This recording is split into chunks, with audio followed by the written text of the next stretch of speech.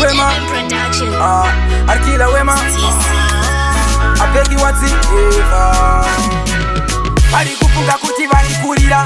kunge ngoma ndo vashamira nangwe vese vakanitarira ritimu ndavatarira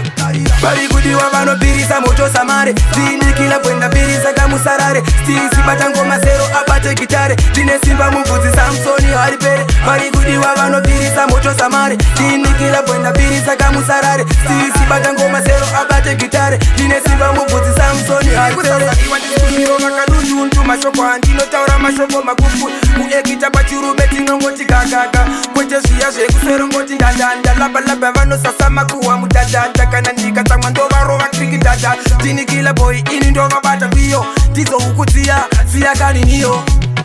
bari kudiwa vanobirisa moto samare tinikila kwenda birisa kamusarare stisi bata ngoma zero abate gitare tine simba mubvudzi Samsoni haripere bari kudiwa vanobirisa moto samare tinikila kwenda birisa kamusarare stisi bata ngoma zero abate gitare tine simba mubvudzi Samsoni haripere uri kupfira zvisina matira vamwe ndipo pavasarira ngoma tivanyorera vari kuona ndini ndine tata mangoma achitopshata nekuti hapana wandokwata iwe nekuti ndine tata vaitonyepa kunge vanofarira mumoyo vachitongokwarira asi nhasi ndavaimbira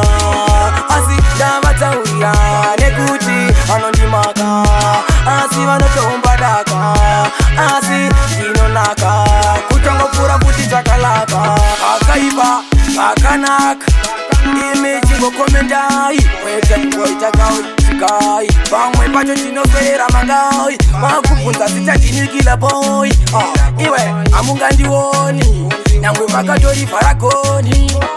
ari makuseni bari kudiwa vanobirisa moto samare tinikila kwenda birisa kamusarare stisi bata ngoma zero abate gitare tine simba mubvudzi Samsoni haripere bari kudiwa vanobirisa moto samare tinikila kwenda birisa kamusarare stisi bata ngoma zero abate gitare tine simba mubvudzi Samsoni haripere